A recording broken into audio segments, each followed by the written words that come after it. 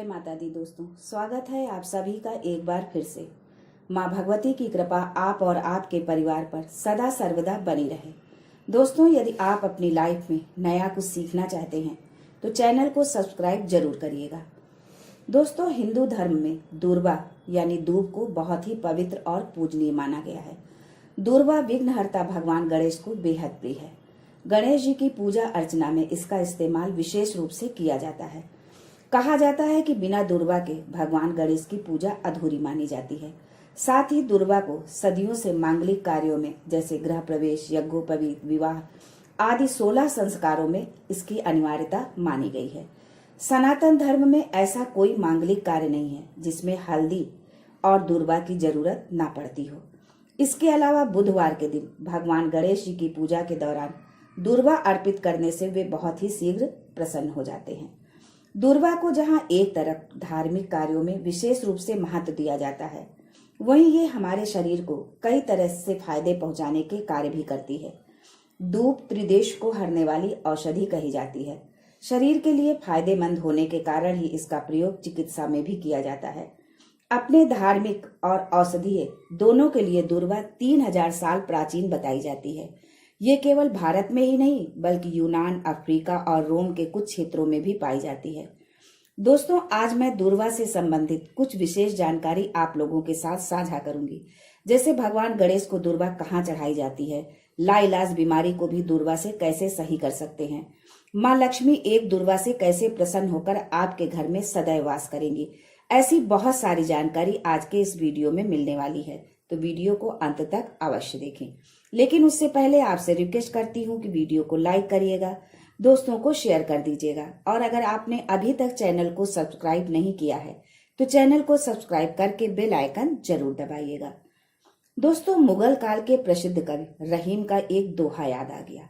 रहीमन देख बड़ेन को लघुना दीजिए डाल, जहाँ काम आवे सुई कहाँ करे तरवार। जी हाँ दोस्तों, ज्योतिष में शिव पुराण, स्कंद पुराण में ऐसे बहुत से उपाय हैं जिन्हें करने के लिए आपको किसी तरह के लंबे चौड़े विधान की जरूरत नहीं है, लेकिन उनका प्रभाव बहुत ही जबरदस्त होता है। आप बिना किसी मंत्र, अनुष्ठान या अन्य धार्मिक कर्मकांड के भी अपने जीवन को संवार सकते हैं, स्वस्थ रह सकते हैं, प्रसन्न रह सकते हैं। जब आप खुश होंगे तभी आप दूसरों को भी खुशियां बांट सकते हैं। तो चलिए जानते हैं दुर्वा से संबंधित विशेष उपाय। दोस्तों, प्रत्येक व्यक्ति जीवन में स्वस्थ रहना चाहता है, तो उसके लिए एक ये छोटा सा उपाय आप जरूर करें। मात्र एक दुर्वा शिवलिंग से जहाँ से पानी गिरता है वहां पर अपनी कामना कहकर प्रदोष के दिन अवधूतेश्वर महादेव का नाम लेकर रख दीजिए। बस जिंदगी में कभी भी कोई बड़ी बीमारी आपको होगी ही नहीं।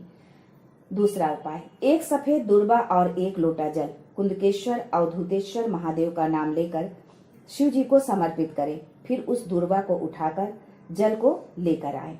जो जल उस दुर्वा से नीचे आया है उसे किसी पात्र में एकत्रित कर ले। जिसके डायलिसिस चल रहे हैं, किडनी, लीवर खराब हो रहे हैं, उस रोगी को यदि आप देते हैं तो हफ्ते में यदि 2 डायलिसिस होते हैं तो 4-5 हफ्ते में डायलिसिस कम हो जाएंगे। जो दुर्वा आप लेकर आए हैं उसे फिर पानी में गला दीजिए। मात्र एक छोटी चम्मच से आधा चम्मच ये पानी देना है और ये सावन के अधिक मास की शिवरात्रि को करना है। सुबह से लेकर रात तक जब भी आपको समय मिले आप ये उपाय कर सकते हैं।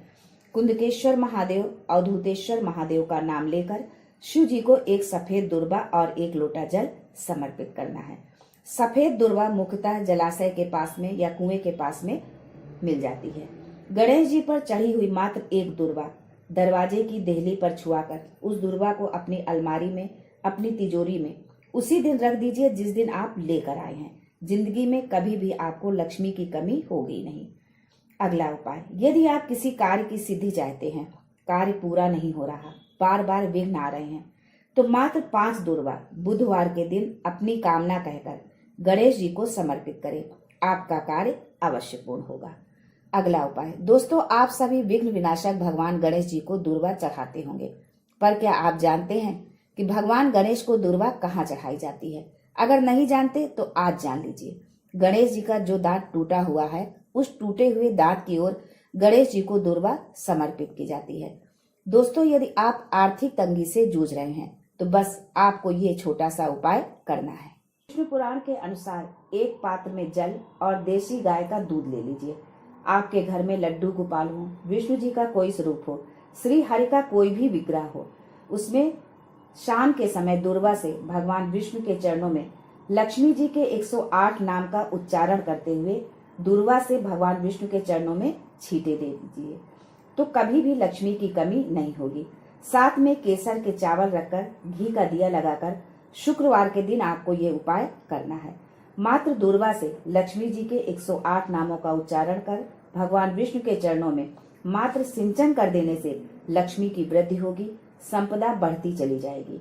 अगला उपाय, ये उपाय विद्यार्थियों के लिए है। यदि आप किसी परीक्षा में बैठ रहे हैं, एग्जाम निकल नहीं रहा है, नौकरी लग नहीं रही है, तो 21-21 दूर्वा के 108 बंडल बनाकर उसकी माला बना लीजिए। जगदम्बा के मंदिर में, जहां भगवान भोलेनाथ अपने परिवार के साथ विराजमान हो, ऐसे देवी के मंदिर में गणेश जी को वो माला पहना दीजिए।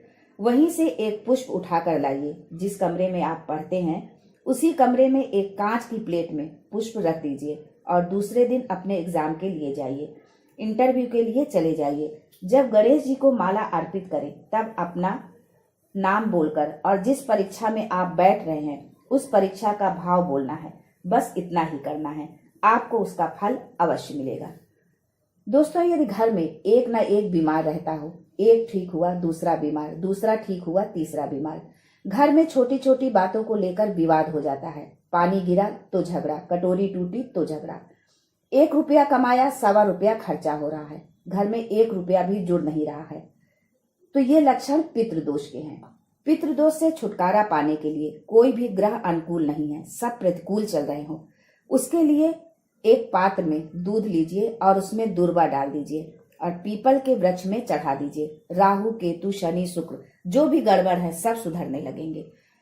अगला उपाय, मन अशांत है, किसी कार्य में मन नहीं लगता, घर में अशांति है, डिप्रेशन में है, उसके लिए एक पात्र में जल लीजिए। उसमें 7 चावल के दाने, 5 सफेद पुष्प और 3 गांठ वाली दूर्वा डाल दीजिए और शिव जी को समर्पित कर दीजिए। जल जब आप शिव जी को समर्पित करेंगे तो कलश का मुंह अपनी ओर रखना है। मात्र 15-20 मिनट में, जिसकी चित्तवृत्ति शांत ना हो, मन ना लग रहा हो, मात्र 15-20 मिनट में ही अंतर दिखने लगेगा। जिस बेटा बेटी का विवाह नहीं हो रहा हो और आप सोचते हैं कि ऐसी जगह विवाह हो जहां हमारा आदर हो, सम्मान हो, सत्कार हो, उसके लिए एक बेलपत्र और एक दूर्वा सोमवार की अष्टमी के दिन नंदी का स्पर्श कराकर, जलाधारी का स्पर्श कराकर शिवलिंग के ऊपर समर्पित कर दे। एक बार ये प्रयास अवश्य करें। उधर से संबंधित यदि कोई समस्या है तो कुएं के पास की 41 सफेद दूर्वा को गांठ लगाकर बुधवार के दिन गणेश जी को समर्पित करें। फिर उठाकर चबा चबा कर खा ले। आधे घंटे बाद पानी पी लीजिए। 5 बुधवार करना है, उसी में से लाभ मिल जाएगा। छठे बुधवार को करने की जरूरत ही नहीं पड़ेगी और ये दूर्वा आपको खाली पेट में खाना है। शिव महापुराण में वर्णित है कि यदि आप चर्म रोग से पीड़ित हैं तो चतुर्थी के दिन 7 गांठ वाली 21 दूर्वा को लेकर गणेश जी को समर्पित करें और पंचमी तिथि को उस दूर्वा को उठाकर दूध में डाल दीजिए और उस दूर्वा को दूध में गला लीजिए। शरीर में दूध के साथ उस दूर्वा का लेप करें। यदि दूध नहीं है तो पंचमी तिथि को मात्र दूर्वा का लेपन कर लें। आधे घंटे तक करें, फिर प्रदोष काल में स्नान कर लें। धीरे धीरे स्किन अपने रंग में आ जाएगी। जिसको बीपी शुगर है वो बुधवार दूर्वा अष्टमी के दिन 5 सफेद दूर्वा गणेश जी के टूटे हुए दांत की ओर समर्पित कर दे। दोपहर में ठीक 12 बजे समर्पित करें। एक एक दूर्वा को सुबह खाली पेट खा ले। आपका शुगर और बीपी लेवल में मिलेगा। दोस्तों, ये थी आज की दूर्वा से संबंधित विशेष जानकारी। आज के लिए बस इतना ही। दोस्तों, मिलते हैं अगले वीडियो में। तब तक के लिए हर हर महादेव।